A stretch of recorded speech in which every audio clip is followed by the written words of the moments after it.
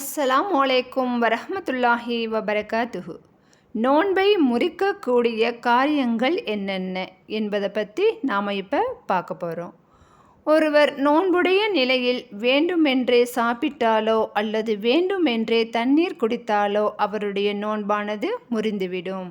அதை அவர் மற்ற மாதங்களில் கலா செய்ய வேண்டும்.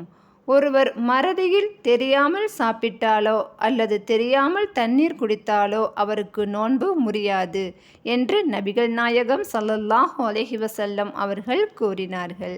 ஒருவர் நோன்புடைய நிலையில் தெரியாமல் சாப்பிட்டாலோ தண்ணீர் குடித்தாலோ அவர்கள் அந்த நோன்பை முழுமையாக்கட்டும். ஏனென்றால் அவர்களுக்கு அல்லாஹ் தான் உணவளிக்கிறான், தண்ணீரும் அளிக்கிறான் என்று கூறினார்கள். சுப்ஹானல்லாஹ். அல்லாஹ் இதை யாருக்கு நாடுகிறானோ அவர்களுக்குத்தான் இந்த அருள் கிடைக்கும். எனவே அவர்கள் அந்த நோன்பை தொடரலாம், கலா செய்ய தேவையில்லை. நோன்புடைய நிலையில் கணவன் மனைவி இல்லற வாழ்க்கையில் ஈடுபட்டால் நோன்பு முறிந்துவிடும். அப்படி ஒரு நிலை ஏற்பட்டால் அவர்களுக்கு ஒரு சில பரிகாரங்கள் இருக்கு. அது என்ன அப்படின்னு பார்த்தா, ஒரு அடிமையை விடுதலை செய்யணும். அது முடியலை அப்படின்னா ரமலான் அல்லாத மற்ற மாதங்களில் 2 மாதம் தொடர்ச்சியாக நோன்பு நோக்க வேண்டும். அதுவும் முடியலை அப்படின்னா 60 பேருக்கு அவர்கள் உணவளிக்க வேண்டும்.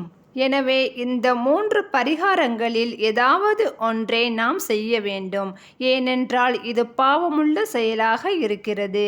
அல்லாஹ் இதிலிருந்து நாம் அனைவரையும் பாதுகாப்பானாக.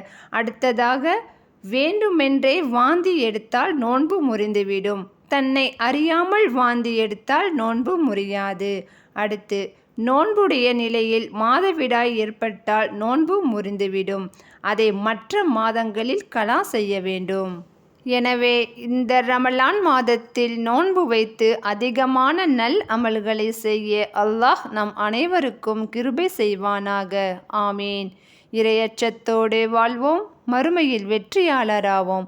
அஸ்ஸலாமு அலைக்கும் வரஹ்மத்துல்லாஹி வபரகாத்துஹு.